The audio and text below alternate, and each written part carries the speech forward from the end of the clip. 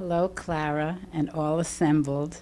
Mazel Tov on this wonderful, wonderful, happy occasion. Clara, bis 120 Jahr.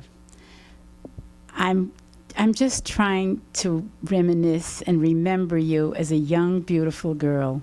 I remember you with long blonde hair, bubbly, effervescent, happy, the most delightful of all the girls in the dorm.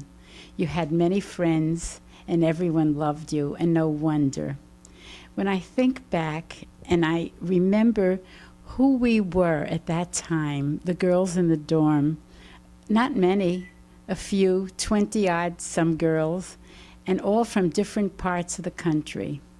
Clara, I remember you most because your parents sent you away from very distant, from Montreal. And in those days, New York and Montreal was very far. For them, it was a real act of Mesiras Nefesh to send their young daughter. Why? So that she should know how to be a true Bas Yisrael and how to conduct a true Jewish home.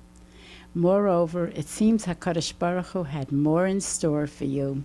Not only did you learn and study, but you became the Rebbetzin of the city of Montreal. And indeed, the qualifications were seen at an early age. Personable, kind, generous, gentle. Of course, that was your role. Clara, I'm beginning to think, and I remember something. You came from a very unusual home, and I believe that contributed to your role as Rebbetzin and who you are today. Look around you, Baruch Hashem, Bonecha kishsile zeisim saviv l'shulchanecha. How beautiful. Sollen sich mehren bis 120 Jahr, and the Eibishter should give you many years to see them and your great-grandchildren too. I think that one must mention here the generosity and the hachnosas orchim of your parents. My husband and I, when we were very young, we took a trip to Montreal after our marriage. We and the Popaks, our friends, it was only a week or two after our marriage, who would greet us and who accepted us and who displayed such hospitality that for me was a mark of pride and pleasure and a mark of honor to think that's the way a Jewish family should be. So it's no wonder that you are today who you are. Happy birthday, Clara. Enjoy many, many gesunde, gebenchte Jahren, larichas yamim v'shonim tovos. Remember, I don't think you remember me. I never had blonde hair before, but shaitels can do very much. I was called Rochele Magnus, and today I'm Rochele Fogelman. Happy birthday, Clara, and many, many more.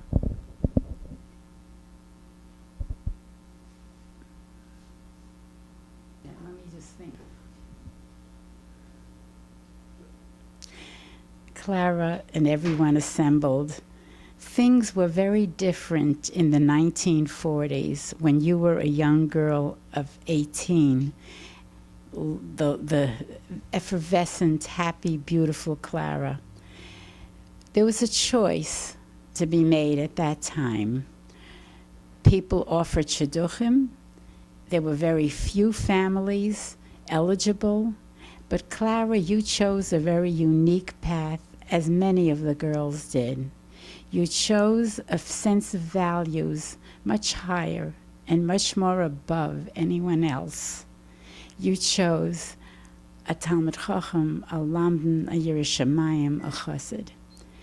And because of that, I believe you were rewarded with all the blessings that come with that. So that's an addition to your birthday wish. You deserve lange, gesunde, gebenchte Jahren. Happy birthday.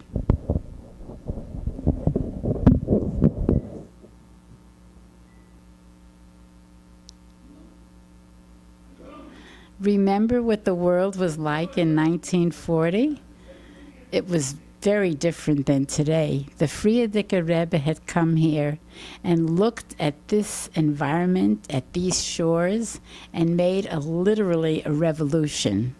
He told the Bachrim in his yeshiva that a Yid must wear a beard, and lo and behold, these young men were bearded, and the American Jewish public remembered beards from Europe. That was their Zaydas and their Elta Zaydas. But to see a young man wearing a beard, that was unusual. Well, when the young men had to do shidduchim, it was the rare and the idealistic and the more pneumistic young women that went out with them. Clara, you were first in our group to do a shidduch from the dorm. Thanks for leading us in the right way. Happy birthday.